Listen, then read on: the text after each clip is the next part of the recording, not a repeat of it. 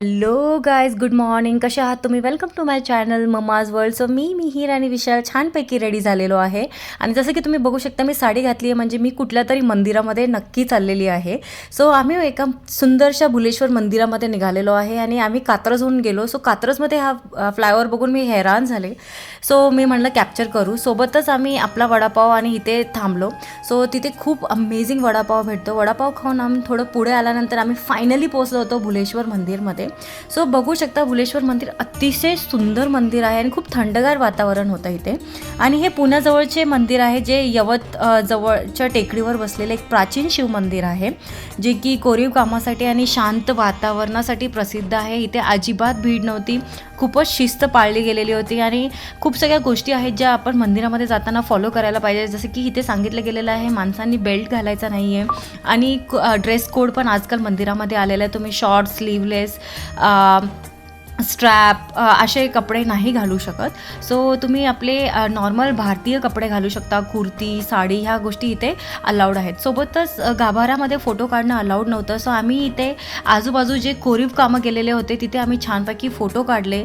माझा फोटो काढायचा उद्देश हेच होता की तुम्हाला दाखवायला, कारण की इथे खूपच सुंदर कोरीव काम आणि शिल्प आणि चित्र आहेत.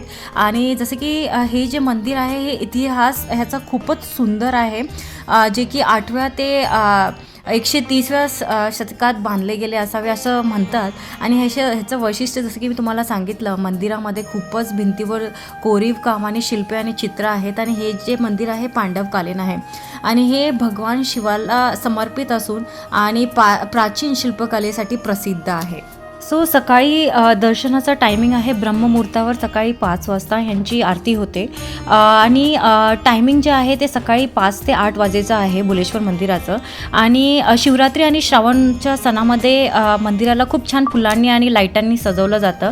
आणि ह्याच्यासोबत खूप सगळ्या मिस्ट्रीज पण इन्व्हॉल्व आहेत, की हे 3 फ्लोअरचं मंदिर आहे आणि खालचे 2 फ्लोअर बंद केले गेलेले आहेत आणि 3rd फ्लोअर आपल्या दर्शनासाठी ओपन केलेला आहे. आणि ह्याच्यासोबतच खूप सगळ्या गोष्टी आहेत. हे मंदिर आर्किओलॉजिकल डिपार्टमेंट ऑफ इंडियाच्या अंतर्गत येते. त्यांनी 1st आणि 2nd फ्लोअरमध्ये जायचा प्रयत्न केला होता, पण त्यांना यश नाही भेटलं. काही रहस्यमयी गोष्टी होत होत्या, मशिनरी स्टॉप होत होत्या, टीम मेंबर आजारी पडत होते. तेव्हापासून 2nd फ्लोअरमध्ये कोणी जायचा प्रयत्न नाही केला.